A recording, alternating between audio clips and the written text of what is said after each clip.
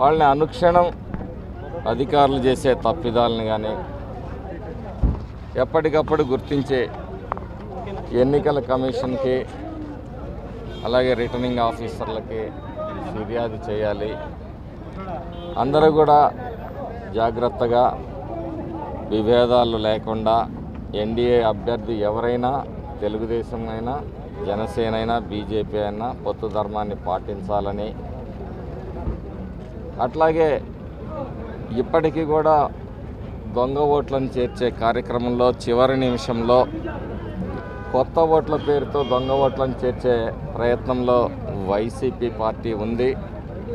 దాని పట్ల అప్రమత్తంగా ఉండాలని, అట్లాగే పోలింగ్ సందర్భంలో మరి కొన్ని ఇబ్బందులు తలెత్తుతాయి కాబట్టి వాటి పట్ల కూడా ముందస్తు వ్యూహాలు రచించుకోవాలని, ప్రజల్లోకి ఎన్డీఏ విధానాల్ని బలంగా తీసుకువెళ్ళాలి. ఈరోజు ఎన్డీఏ కూటమి ఇక్కడ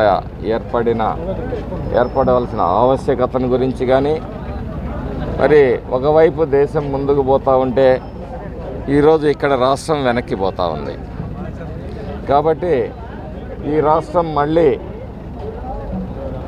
ఈ వెనకబాటుతనం నుంచి మరి ఒక్కకే చేరాలి అంటే, ఒక దరి చేరాలి అంటే మరి మూడు పార్టీలు కలిసి సమన్వయంతో ఈ దుర్మార్గపు రౌడీ పాలనని అంతం చేయడానికి కంకణం కట్టుకో ఉంది. అలాగే దేశంలో ఎన్డీఏ ప్రభుత్వం ప్రపంచ స్థాయిలో భారతదేశానికి ఒక మంచి గుర్తింపుని అన్ని రంగాల్లో ముందుకు తీసుకుపోతూ ఉంది. అదే స్థాయిలో ఈ రాష్ట్రం కూడా ముందుకు పోవాలంటే ఎన్డీఏ ప్రభుత్వం గెలవాల్సిన ఆవశ్యకతను గురించి వీటన్నిటి గురించి తెలియజేశారు. ఎక్కడైనా సమన్వయ లోపం ఉంటే వాటిని సరిచేసుకోమని అభ్యర్థులుగా మాకు సూచించారు.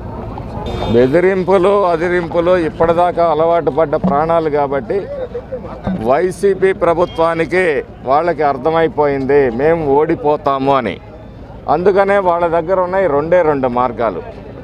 ఒకటి అక్రమంగా దోచిన డబ్బు, రెండు ఈ 5 ఏళ్ల కాలంలో పెంచి పోషించిన రౌడీయిజం.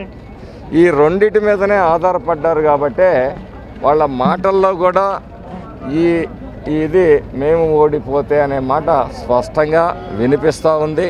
అధినాయకుడి దగ్గర నుంచి జగన్మోహన్ రెడ్డి దగ్గర నుంచి కింద స్థాయిల వరకు. కాకపోతే ప్రతి కింద స్థాయి శాసనసభ్యుడు ఏమంటారంటే నేను ఓడిపోయినా రాష్ట్రంలో మా పార్టీ వస్తుంది అని చెప్పేసి ప్రజల్ని ఇప్పటికి కూడా మభ్యపెట్టే ప్రయత్నం చేస్తూ ఉన్నారు. అధినాయకుడికి అర్థమైంది, కింద స్థాయి నాయకులకి అర్థమైంది మన సినిమా అయిపోయిందని. ఈ వైసీపీ నాయకత్వం మొత్తానికి కూడా కింద నుంచి పైదాకా అర్థమైంది. కాకపోతే అక్కడ గెలుస్తామని ఇక్కడ గెలుస్తామని అక్కడ అని చెప్పుకుంటా ఉన్నారు. ఈరోజు రౌడీయిజం గూండాయిజం చేస్తూ ఉన్నారు.